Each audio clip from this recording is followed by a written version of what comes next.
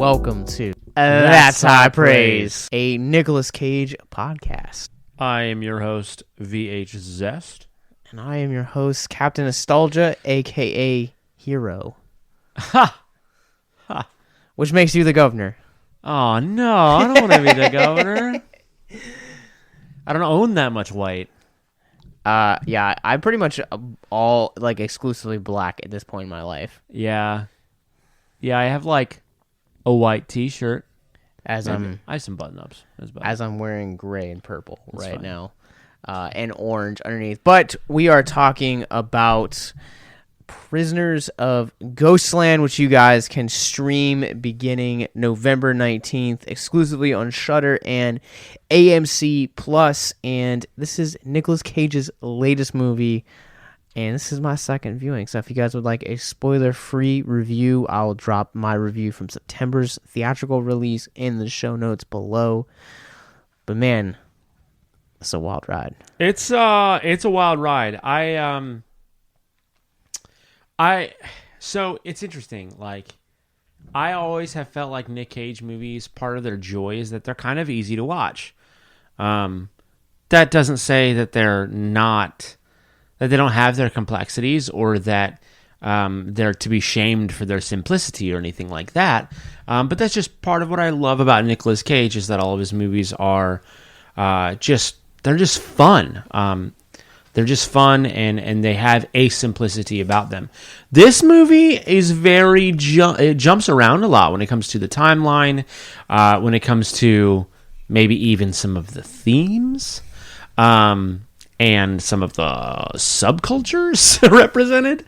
Yeah, it's a wild ride for sure. All right, so before we start getting into the movie, though, we should probably talk about what makes this episode special of That's High Praise. That's true. Okay, so this movie came out. It's made by, was it Patriot Productions? So Patriot Productions is one of 12 production companies attached to this. Attached to the movie, yeah, that's right. So RLGE Films is the main distributor. Okay, but very specifically, Patriot is very interesting to note because Patriot specifically did a patriot-comics release of Prisoners of the Ghostland, and we got it and read it before watching this movie for my first time, Josh's second, and it was billed as a prequel. It's kind of not. It basically is just the beginning of the movie in a linear fashion, because the beginning of this movie is not told in a linear fashion in the film. But nevertheless, I'm not actually sure if it's Patriot's first comic release or not, but it is a beautiful looking book. I got both copies. There's a black and white, an interior black and white variant. The covers are the same. And it's a really, really great looking book. They do a very good job at stylizing each actor. And this movie, the color palette and cinematography is a lot of fun. And the comic definitely represents that pretty freaking well. Yeah, the comic is... So to me, I really wish I would have had that separation where I got a chance to read the comic prior to actually jumping into the movie, because for me, it kind of took away from it, took away from the reading experience, because I have actually read this comic, or I've actually seen the movie before. So I knew all the details of Cage's backstory. And this movie, it's interesting because the comic is very fast paced. Yeah, it explodes a lot. Yeah, not a lot of dialogue. It really is just pacing. It's just scene, and then little blurbs, and that's it. Yeah, I imagine that's how they presented this story. They were like, all right, Nicolas Cage, bank robber, and this comic is kind of their storyboard pitch for it, and I absolutely love that. I think that this comic wasn't necessarily doesn't enhance the viewing experience, but it definitely makes it definitely gives you something a little bit extra. It's kind of like if you've seen The Room, it enhances the experience of the disaster artist and vice versa. Sure, that kind of makes sense. It's contextual. It's not necessarily that it's insanely different. It's just that it provides a context for your viewing experience. Yeah. Yeah. So we'll provide a link in the comments in the comments below where you guys can find it. We're hoping at some point to actually sit down and possibly interview one of the artists involved in the book of the comic. That's our goal. Yeah. And now they also did. This is the second Nicolas Cage comic we've gotten this year. The first one was also a Willy's Wonderland. Yeah, jury's out on that one. So the first one is out, but I ordered the first one along with the pre-release of the second book. So I don't have the first one, and to be honest with you, I'm not exactly sure if the janitor, Cage's character, actually makes an appearance in the comic book, but you're right, it is the second Nick Cage property. Which is weird because I remember like seeing the article in Bloody Disgusting announcing that comic book, and they specifically actually had like Cage on the cover of it. Yeah. There's several different covers. I was very picky about what I ordered. Sure. Yeah, I'm just not sure. I know that this one, Prisoners-of-the-Ghostland, was billed as a prequel comic, and I don't know the exact context of Willy's, but it would be really cool depending on how long that run lasts. They have not announced that to my knowledge, to maybe do just like a featurette episode about just that book. Yeah, so we got some cool things planned for 2022, and even the end of this year that we haven't ever done on That's High Praise, which I'm super excited about. Yeah. But you guys will get to see that in due time. We have some great episodes to kind of wind out the year for you guys.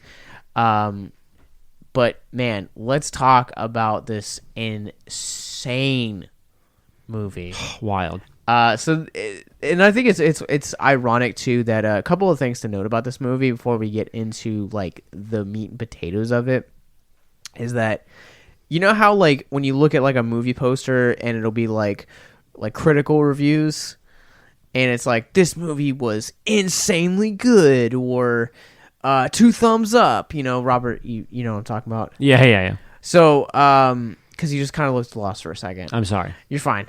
That wasn't me hitting on you. We got that out of our system earlier.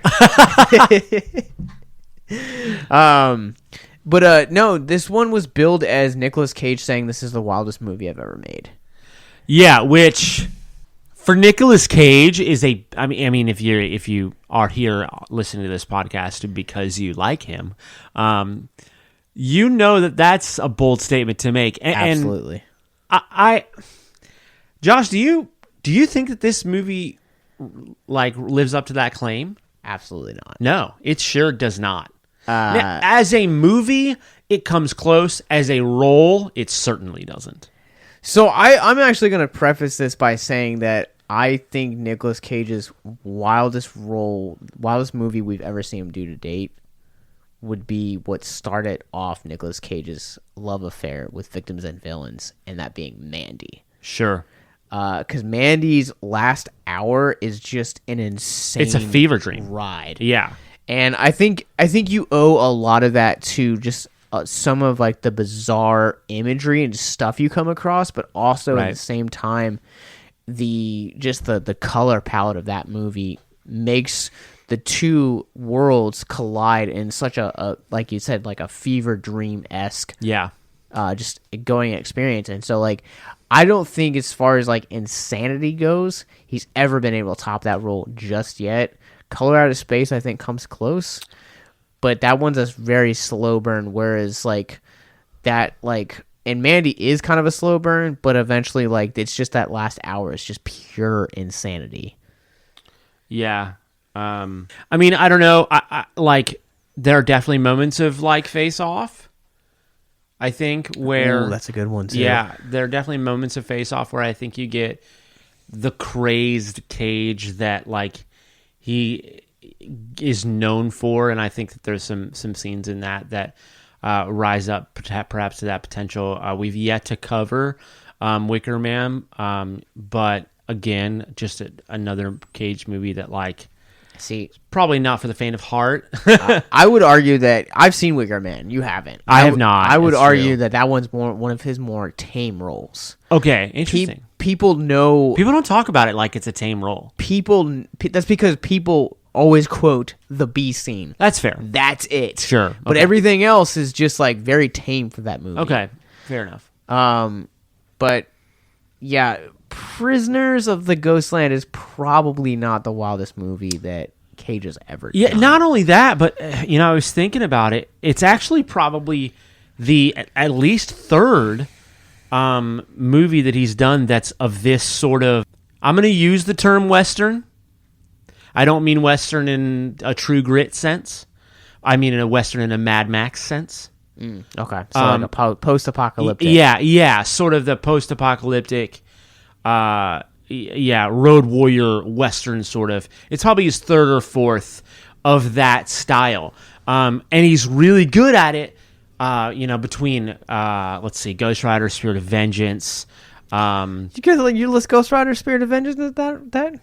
Yeah, dude, some of those scenes were like on the road, and he's like, it feels very post-apocalyptic, Western-y sort of. It feels like that for like the last half of the movie. Okay, I mean, I guess. Yeah, I would give that easily to Mandy, again, last half of the movie, and I would give it very easily, probably the most easily, to Raising Arizona, which is wildly different than those other ones. But nevertheless, my point is that, even on a genre level, this is not anything new we've seen from Nick Cage at all.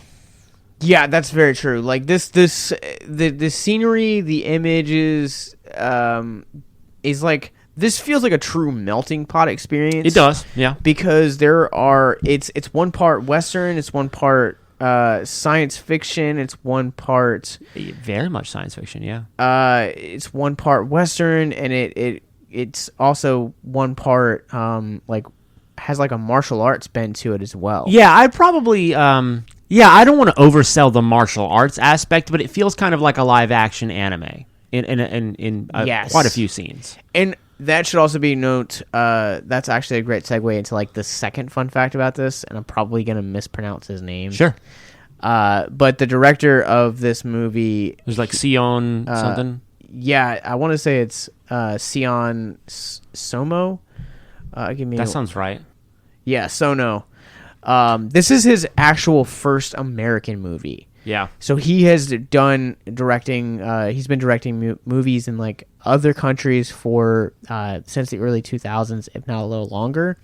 This is his first American. Has he done anything noteworthy along those lines? I don't think so. Let me pull up his IMDb real quick.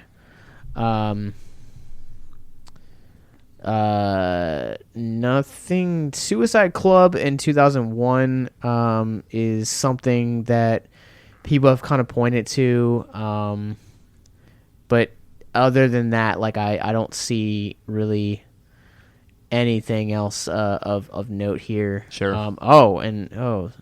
Okay. So sorry, I was in his acting. He's been acting since the 80s. Oh, dang. But he's been directing since at least 2000. Oh no, here we go. Director. He's been directing since 1984. So he's been active for a while. Wow, yeah. But he hasn't made it like a significant splash unless you're like a cinephile. Sure. But I definitely think that you see a lot of that Eastern like filmmaking and like storytelling, and like even the way that like certain shots are like set up, like you have that influence here. Yeah. That's definitely true. Where a lot of the setting feels Western, that kind of display doesn't really feel like a Western. Like there's this one scene in particular where there's kind of some like chanting, singing, and I kind of almost got like musical vibes. And it's the only scene like that in the movie, but it's a very good example of the fact that like I used the term earlier, like live action anime. It's a very strong characteristic in scenes like that. So not from being anyone that like I'm not an anime guy by any means. Sure. But if you like anime, go check out our anime podcast, Animind. It's true. It's good. We're only one episode deep right now. They did Astro Boy, so I got to give them props. But anime from the very few times I've seen it is one of those very just bizarre genres that is able to take all these elements from anything from like horror to musical to drama to like over exaggeration and just blend them beautifully. And I'm so glad that you kind of like drew that, because while this does have that western like western feel to it, it also has a lot of those like Eastern filmmaking techniques that we were just talking about, Right. Able to like bring in the musical elements, but also have like the martial art elements in it, and like the Western and then the post-apocalyptic, and the way that it meshes all together, there's a natural element about it. Yeah, something I really, while I'm not super big into anime, I do like martial arts movies, and I know toward the early 2000s, you had movies like Crouching Tiger and actually Hero. And those movies are very interesting because we always talk about movies like they have, a first, a third, and a second act.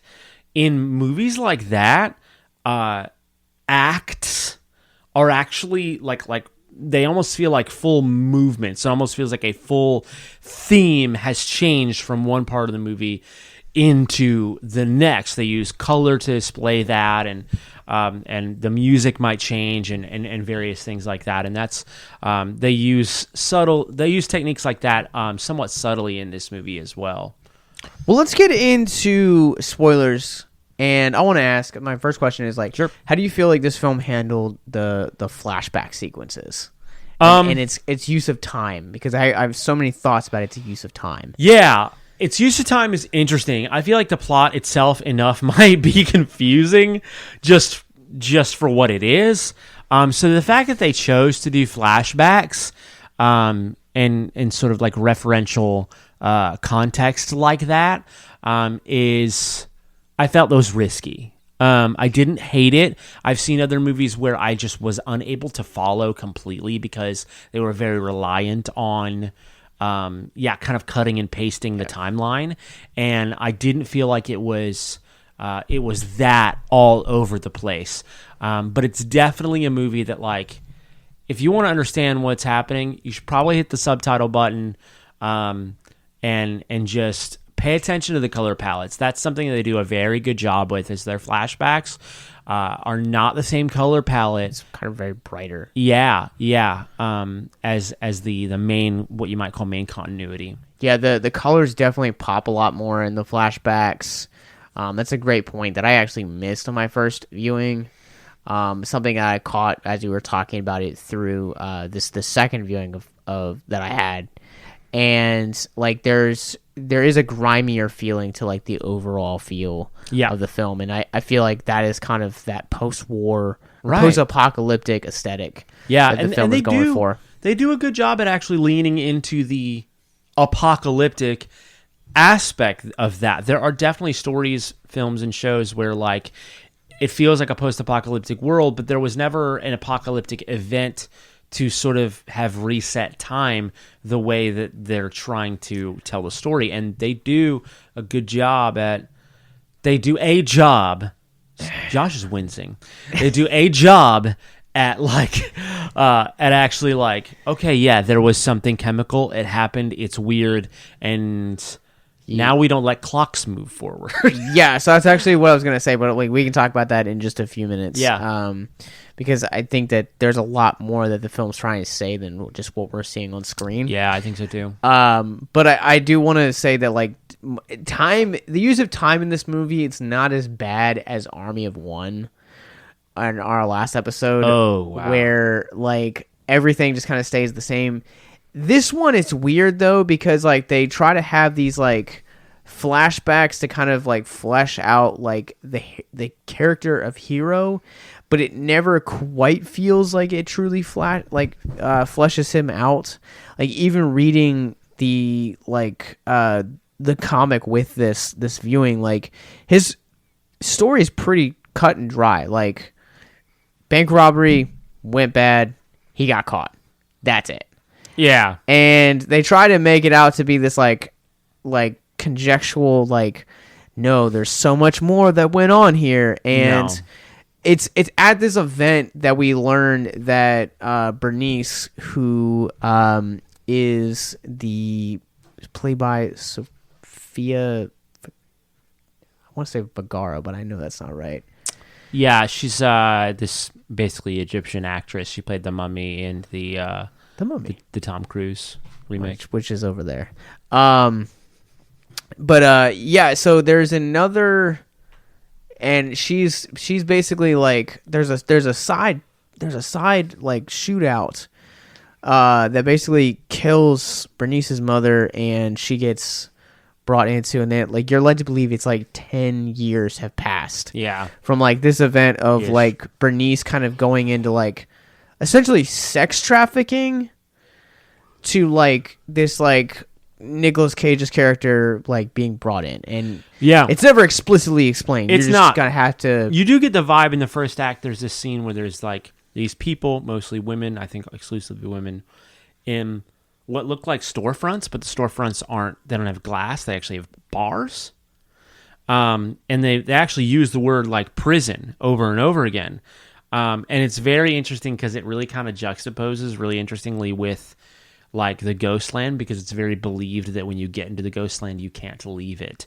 But she escaped what she believed to be a prison to go to a mostly free land that ironically was known for not being able to escape from. Yeah. I don't know if you caught that. I did, yeah.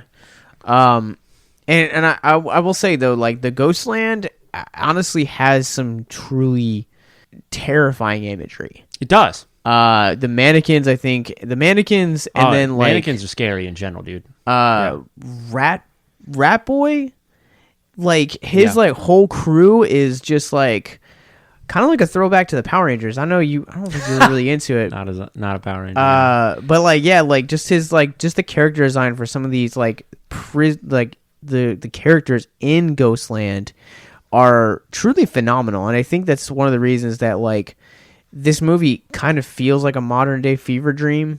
Yeah. Because I feel like, you know, we say this all the time, they don't make movies like they used to. Like the late 90s, early 2000s were a really weird time for cinema. Mm-hmm. And that this movie kind of almost feels like it belongs in that, because it's not quite as serious as Mad Max. Yeah, dude. But it's super bizarre enough to kind of be in that realm. It's funny that you mentioned like Rat Boy and his whole crew, because like I got very like Batman and Robin vibes. Oh yeah, from that part of the movie, like the neon bikers. Yeah, the neon bikers. Yeah, absolutely. Please don't let that taint your view of this movie. It's just a vibe, okay? Yeah, it's really, really weird imagery. The Ghostland itself, which I think is fun to talk about, but we should probably like really preface with, Hero gets sent on he gets captured, yeah, and then he gets sent on a mission to find this girl. We already mentioned her, Bernice. Specifically, he goes, there's this governor. They call him the governor. You get the vibe that that's not what he does. Can we sidetrack for a second? Yeah. Bill-mosely.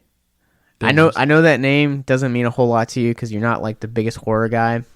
Happens. But Bill-mosely from Texas Chainsaw 2, freaking Devil's Rejects, House of Thousand Corpses. Okay, why are you talking about Rob Zombie all of a sudden? Dude, like this guy is like horror like legend. Okay. And so when he was announced for this, I was all about it. Yeah.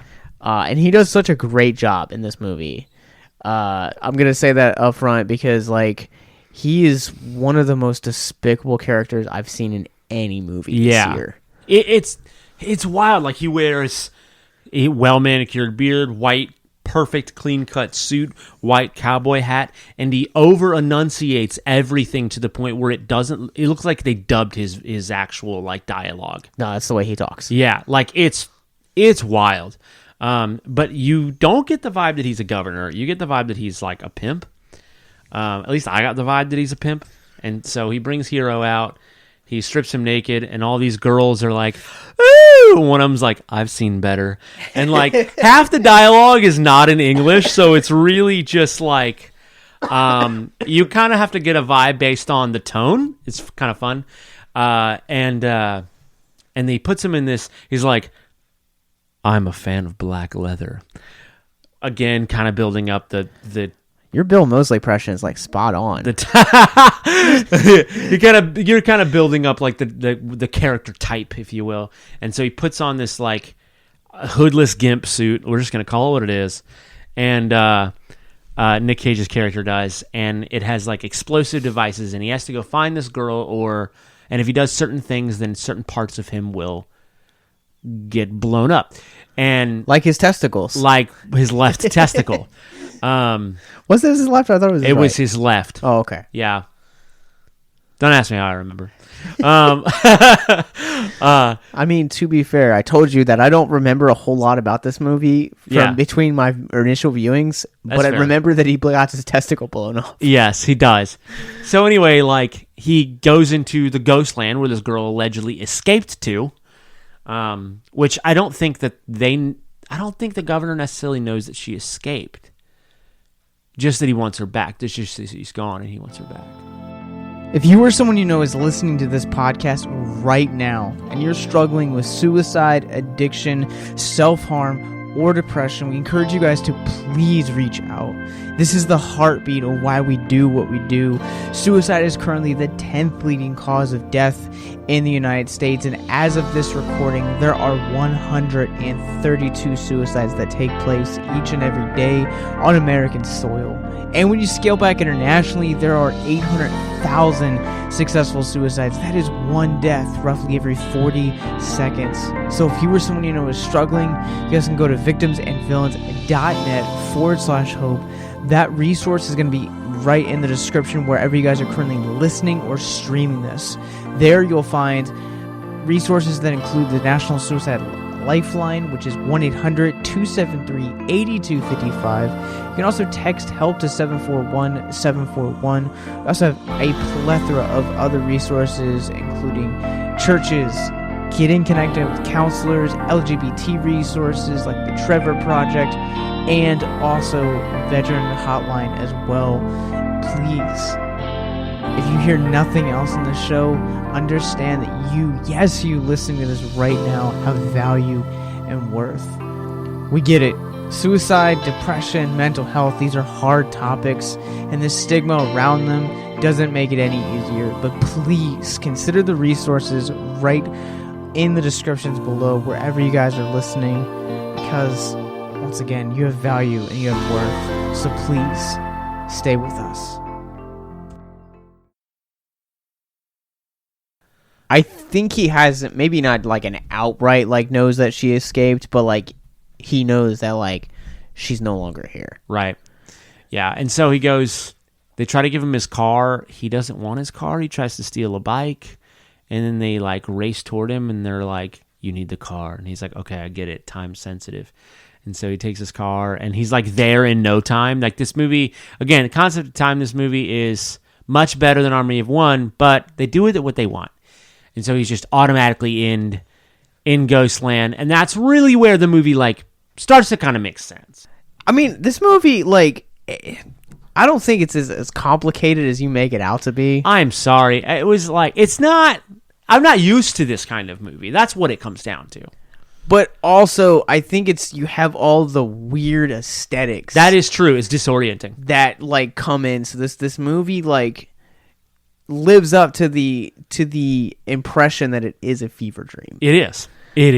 I mean, we're talking, like, all the female characters talk at the same time. Like, all of them. Except for Bernice. And like, Bernice doesn't really even talk. She doesn't even talk a lot. But all other female characters speak as one. That's true. And, like, there's really just wildly interesting things. Except for that one girl. Her alleged sister or whatever. Yeah, so there's actually two girls that, like, don't, like, that speak outside of the sequence. And it's Bernice's sister, for one. And then two, you also have... she's never given a name. she shows up randomly, but like she's the girl that has like the bangs like down to her eyes. Mm-hmm. Do you know what I'm talking about? I think so, yeah. And like she just like has like very random like exposition lines. That's right. Like it's so strange Yeah. the way that this movie does like exposition Dude, things. it's weird. It's weird. The Ghostland is a lot of fun, and it's interesting. The Ghostland is where the science fiction aspect of the movie really comes in, and we don't necessarily mean science fiction in the sense of like science. And we don't mean it like aliens and spacecrafts in the future. It's more science fiction in the sense of like Fahrenheit 451 and stuff like that, where it's like it very clearly portrays soapboxy messages with its imagery. One of my favorite scenes in the movie is there's this old clock tower, and you've got like a handful of people with a chain wrapped around the minute hand. Actually, it's the second hand, and they're just holding it back. They do not want time to move forward, and that's kind of like this weird big theme, is that the governor wants to be in control of everything, including time. So he has this one girl going tick tock, and then in the Ghostland, they don't want time to move forward. It's like they don't want time to move forward at all. Yeah, and that's kind of where you can kind of start talking about the radioactivity that happens, because so like they basically explain the reason why that like if the clock hits a certain, I think it's 3 p.m. Basically what will happen is the Ghostland, the reason why it is the way that it is because there was it a nuclear truck? I don't remember. There was a truck carrying nuclear waste. Yeah. And a group of prisoners that basically collided and created the Ghostland. Yep, basically. And so you have these prisoners that are now like literal prisoners that are now guarding the Ghostland, so to say. Mm-hmm. And then you have like the actual people within the Ghostland. And the people are interesting because it's literally everyone from Rat Boy that we were talking about, with like his like Power Ranger-esque group that are kind of like the mechanics of everything. Then you have Bernice and kind of like the females that are like basically hiding from like other people within society, that they have formerly left. And then you have a preacher, and you have a random group of like basically construction guys that are trying to make sure that the clock does not strike 3 p.m. Yep. At all time, which Yeah. sounds exhausting. It does, and it's really, to me, like it was a very clear image of like, I don't know. I don't think this necessarily plays too heavily into the story, but to me, it struck me as an image of like, we don't want progress. We don't want to die. We don't want age. We just want Ghostland. We just want whatever this is. We want to protect what this is at all costs, including going to the measure of encapsulating it in a moment. And it's very interesting because I think that like a lot of science fiction warns of the progress of man and the ambition of imperfect man to try to reach the stars and make convenience everything and that kind of thing. That's very like common theme in science fiction. And this, it was almost just like man's obvious need for like, whether on the governor's side or on the Ghostland side, man's obvious need for total control and wanting power, or at least wanting longevity. Yeah, and I think, you know, to kind of step outside of this movie, you talk about like time and mortality. Like, I think that's such a common fear we see. Right. And even in like, you know, we're now, I think it's like 12 years removed from WALL-E. A flawless, if not perfect movie. 13, 14, something like that. But like the twist of that movie is that like all the humans got like so complacent and lazy and got like fat. So basically 13. they ascended. Yeah. Thank you. So, you know, I think we're kind of in a day and age now where it's like we're starting to kind of get there, like, and what I'm saying about this is kind of to your point about like how we don't treasure moments anymore. Right. Everything just seems to be this like, let's go as fast as we can, because like literally like life is just so fast paced that now there's a service to where you can have groceries delivered, so you don't have to go out grocery shopping. Stupid. You don't have to you can get any restaurant now delivered to your door, so you don't have to go out. You can stream or rent nearly any movie that's ever been in existence. And I mean like that convenience is like just so consistent. Yeah. And I think that you miss out on moments. Right. And moments sometimes are equally heartbreaking and treasure chests. Right. In their own right. Absolutely. Absolutely. The moments are these weird things where it's like, if this sucks, then it sucks, and I'll never be able to get rid of the fact that this happened. No matter where you go from there, and hopefully you go somewhere good, that's just the truth of the matter. But if a moment doesn't suck, if a moment is flawless, if a moment is perfect, it's also fleeting. Yeah. You know, and that's, that's like just one of the very frustrating joys of being a human. Yeah. You know, and something that like there has always been a learning curve of when it comes to every person, you know, where it's like I've got to maintain, I've got to make the moments that I have matter, and the moments that I don't have control over, I have to learn from. That's how I feel about it anyway, I think. No, I absolutely agree right there with you. And I think that every moment that we come into contact with has its own mental health attachment to it, to where, like you were saying, like there are those things that can be like really sweet and really good, like your first kiss, or you know, saying, you know, being married. But then you also have those moments where it's like you know, experiencing the loss of a loved one, or God forbid a divorce. Like, sure, there are those things that, you know, you just, for as hard as you seem like it seems like you're trying to fight them, you're not quite. It almost kind of feels like you're losing them. Yeah. But you always have to take those good with the bad. Yeah. Because in the end, like you for every good moment that you have, you're going to equally have those bad moments.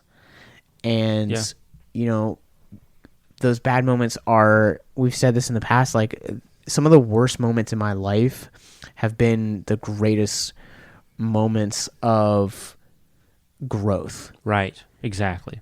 And I wouldn't change those moments for anything. Like there are parts in my story, in my own life, that like I look back and I'm just like, I'm disgusted by the fact that like I said this, that I thought this, that I did these things, or I made these jokes. Sure. Mm-hmm. And now as an adult, like I'm trying to, you know, undo those things and grow from those things and progress forward. And that's terrifying. Yeah. Yeah. There's this really cool scene. It's actually, I say cool, it's a hilarious scene, okay? Where like... We already talked about him blowing his testes off. Yeah, this is after that. So he not only loses his left testicle, he uses the use of his right arm. Like he has a little detonator right at his elbow. So he can move the shoulder, like he can't move his hand, but he can move like the shoulder. It's weird. So this is the hero character, and He's like standing up on this like podium, like platform thing in Ghostland around, all these people, Rat Boy, all his friends, and this girl that he's trying to save and things like that. And everybody around believes that there is no way out of Ghostland. Even this preacher. The preacher is really he's not necessarily like a soapbox kind of guy. He dresses like a preacher, but he essentially just reads books from an old library. Again, another one of those images of like, instead of moving forward, we're perpetuating a moment. So anyway, Hero is standing up in front of everybody, and he's like, I lost my right arm.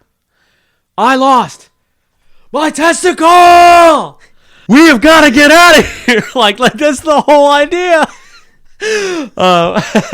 And so they there's I mean, it's a post-apocalyptic movie, so that what is there but junkyards? And so he just inspires them to hey, let's actually try to get vehicles running. Let's try to actually get up and change our situation. Let's get out of here, and hey, it really would. I can almost guarantee, not from experience, that it would suck to lose a limb and a member. But if you don't learn from that, it only gets worse. But I think in all seriousness too, it's it as tiresome and as cliche as it might sound sometimes, is it literally only takes one to start a movement. It does. And I think that we sometimes get lost in that because we think so much about the individual detailing that goes into it. It's well, I gotta make sure that I can coordinate this and do this, and it's dude, you have things like Facebook and Twitter and Instagram and Reddit, so many different platforms at your disposal right now. And all it takes is starting a movement. When we started this podcast, I guaranteed that I thought no one would listen to what I had to say when it came to movies and mental health. Sure. And that has every Sunday when we get our numbers in, I am consistently proven wrong. Well, we get numbers? I want to see the numbers. Okay. Okay. And the reason why is this podcast is no longer just about people in my friends group or my family group. Right. It has now grown to be people that we've met at conventions and film festivals and filmmakers and comic book artists and writers and also other people in countries. We have a ton of listeners in India. Okay. And just very small random countries. And because at the end of the day, it takes one person to let you know that you have value and that you have worth. Yeah. And if you hear nothing else in over 400 episodes of Victims and Villains, over 30 episodes of That's High Praise, just hear this one thing is you have value. Yep. Yep. And your moments, as important as they each are, as much as some might suck, they don't define you. It's still at your disposal. It's still within your ability to take a moment and go from there in the best way that you know how. Yeah, absolutely. And no voice is ever too small.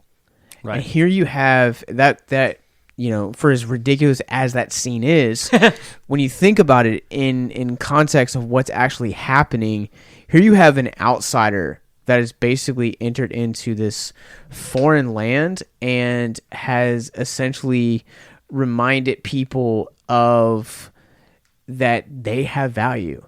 Yeah. And that in the end, that they can do anything that they absolutely set their mind to.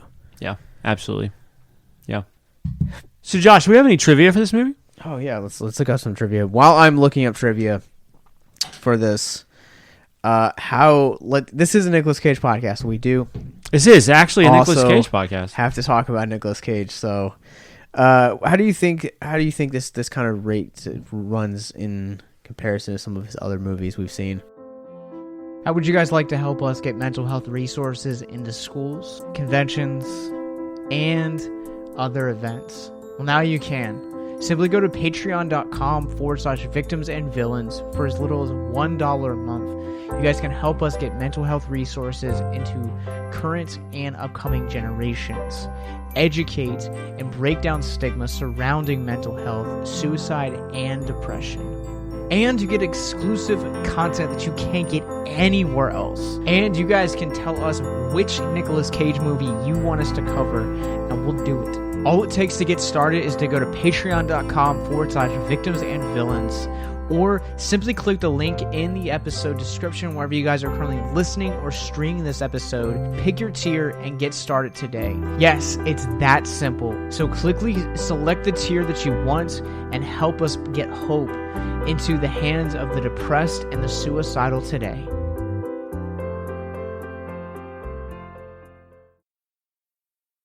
As Nicolas Cage, just being an actor, the flawless, versatile, well-rounded actor that we know for fact that he is, it doesn't bring anything new to the table. It's a blast. It's a lot of fun.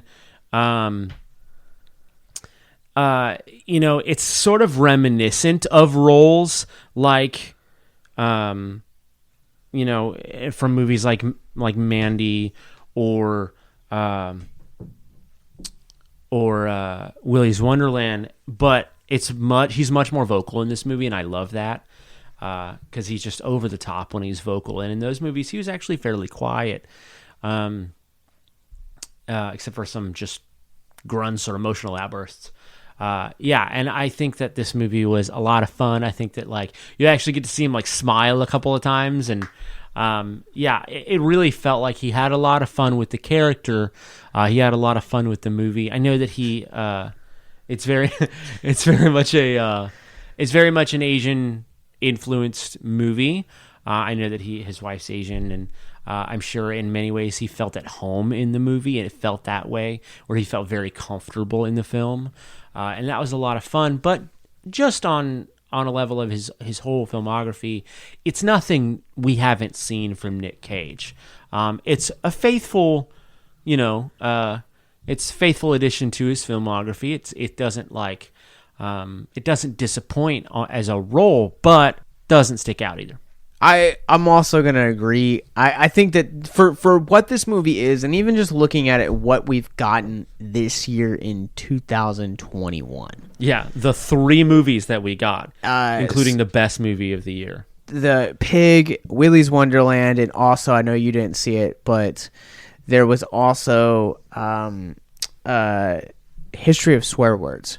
Oh, shoot. That wasn't a movie, but yeah. For Netflix. Yeah. But this is probably not the biggest highlight. This is probably one of the lower points. Yeah. That I would say specifically about this year for him.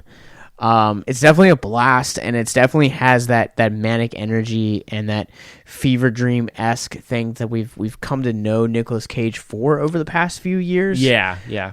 But there's something about it that I think it just, outside of you strip away Cage, and this movie doesn't really have anything going for it. I don't know. I might honestly say the opposite. I feel like this movie is fairly original, but I'm not saying it's not original. I'm just saying that there wouldn't.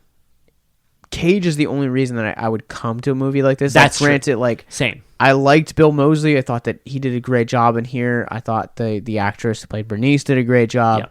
Yeah. All of the performances are good. It's just this type of movie is not something that I seek out. Sure, that's fair. It is a type of genre that I review often for Victims and Villains as an outlet. Right. Media source, and not necessarily something that I thoroughly enjoy. Right. That's fair. I was just gonna say, I feel like as a movie, it's very, very original, and it's very interesting. But as a Nicolas Cage movie, it doesn't really. It's not a notch in his personal belt. That's kind of how I feel. All right, so some trivia for you. Tight. So you mentioned specifically talking about Nicolas Cage. This movie was originally supposed to take place in Mexico, And Whoa. after the director suffered a heart attack, they moved the location to Japan. Okay, so is that actually filmed in Japan? Yes. Wow. Okay. Awesome. All right. So you've seen Deadpool, right? Yeah. Okay. So the guy that plays Ajax, Ed Skrein, I don't know if I said that right, was actually attached originally to this role. Huh. And when the production moved from Mexico to Japan, he actually dropped out. Wow. And Ingam Poots was also an attachment to this. Sophia Boutella. Wait, that one sounds really familiar. Well, you can find that out real quick where you know they're from. She replaced Ingam Poots. Let's see what else. It took 17 years for the writer of this movie, Riza Exa Safai, to get this movie made. Jeez. Hero is a mix of two previous Cage characters, Sailor Ripley and Castor Troy. What movies are those from? Castor Troy is from Face Off. Oh, I don't know. Right. Sailor Ripley, I would believe, is Wild at Heart, but it's been a while. So I don't know 100%. Okay. We talked about this one. We talked about this earlier. And so this is one that I will also actually say to you. Jiu-Jitsu, Willy's Wonderland, and Prisoners of the Ghostland are all three Nicolas Cage movies that have also been turned into comic books. Wait, what were the other two? Willy's Wonderland and Jiu-Jitsu. Oh gosh, I didn't see Jiu-Jitsu. You said it was terrible. It was really bad. But you can hear our full thoughts on our Patreon at patreon.com/victims and villains. Would you classify this movie as a horror movie? Not at all. I would classify this movie as a post-apocalyptic western. That's what it is. Yeah, that's what I thought. V for Vendetta. And Green Room. That's where I know Imogen Poots from. Okay. I thought so. I knew Green Room sounded familiar. Yep. And that's all the trivia I have for you. Cool. So I guess that leads us to this final thoughts. Any last things you want to throw before we declare whether or not it's worthy of high praise? No, I don't think so. Not specifically. I think it'd be fun to, I don't know. I think if I wasn't such a snob about alphabetical order, I think if I had like a full Nicolas Cage VHS collection, I would probably have a lot of fun grouping his movies together by like genre and style. So I would say that like if you've never seen movies like Mandy or even, and this one's old, but even Raising Arizona, if you want to watch this movie, go try one of those movies first, just because it'll give you like a really fun reference point for his ability to do characters like this in movies like this. All right, so I feel like I've said all I can say. This movie it's bizarre. It's weird, man. Yeah, it's got a lot of beautifully weird, eerie imagery. Throw that in with, as we've been saying throughout the entire thing, its originality is just off the charts, and just the way that it's shot and choreographed, I think is really awesome. Yeah, and the fact of the matter is there is actual choreography. Yes. In the movie. There really is. Yeah, it's one of the things that if you want to spend a couple minutes talking on it, I really enjoyed about this movie. I've definitely gotten a finer appreciation for martial arts films over the last years, thanks to our friends over at Wellgo Entertainment. I've seen some truly amazing things from their collection of films that they've acquired over the past couple of years. And I think when you watch like actually like Japanese and like Korean cinema, specifically diving into the artistry of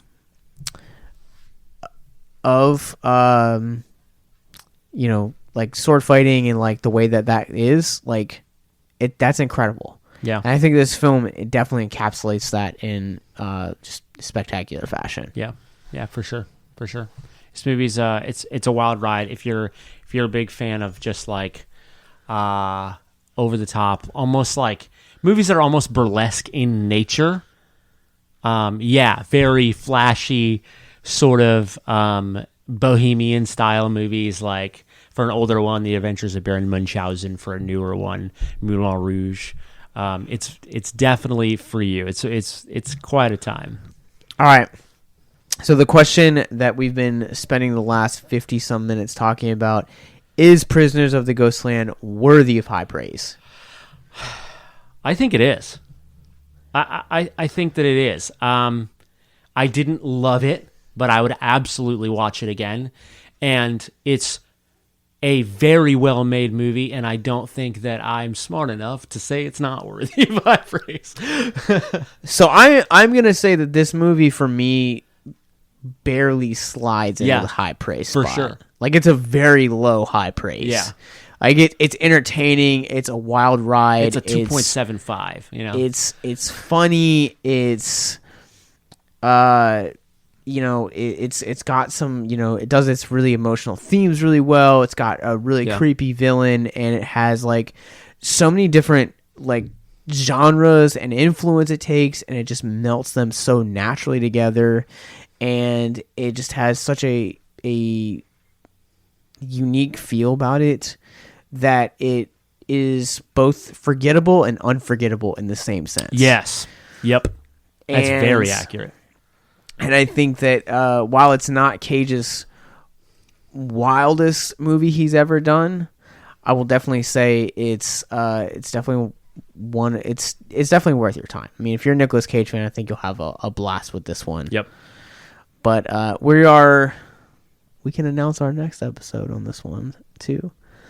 What are we doing? What is our? So our next episode is actually going to be Primal, which is going to be very fitting because by the time that comes out, it will be a couple weeks after Tiger King season 2. And rest in peace, because we would have gotten a Nicolas Cage, Joe Exotic Tiger King show, and it has now been canceled. It is what it is. It is what it is, I'd rather, Nicolas Cage is one of those people. I'd rather him do movies than shows. But I also think that Primal, I haven't seen it yet as of this recording. I also think Primal is going to be, well, for lack of a better word, Primal is basically going to be his kind of take it at that. From like what it looks like. So, when did how new is it? When did it come out? 2019. Okay, cool. So it's fairly new. Yeah. So all right. Well, before we end, we're gonna throw this out there to you guys as well. We are planning our first ever film festival right now. It's called Horrific Hope. And it is going to be April 29th and 30th at the Alamo Draft House in Winchester, Virginia. You guys can sign up. We're looking right now for submissions and sponsors. It is a horror-centric, mental health-focused film festival, and all of the majority of the money will go to... the majority of the money that we are making off the film festival via submission and sponsor fees will go towards the cost of the festival, while 20% will also be going towards getting mental health resources into conventions and film festivals and more. We promise you guys have never, ever had an experience like this, and more information is in the bio description below. But where can people find you online, sir? Yeah, so you can find me on Instagram at mulletstash or V8. But you can order merch and stuff through Bandcamp. Yeah. You can find me on Spotify if you want to. Yeah, and I guess you can find me on Discogs at Damian Always Wayne, waiting for that one. because Josh is going to tell you that you can find him on Letterboxd. That is not social media, Josh. That is absolutely social media. And There's our nothing friends, social about that. Our friends over at Feel and Film Podcast would disagree with you hardcore, my friends. That's fair. You guys can I'll give them a plug too. It's Feel and Film on wherever you guys get your podcast from. They do great content over there.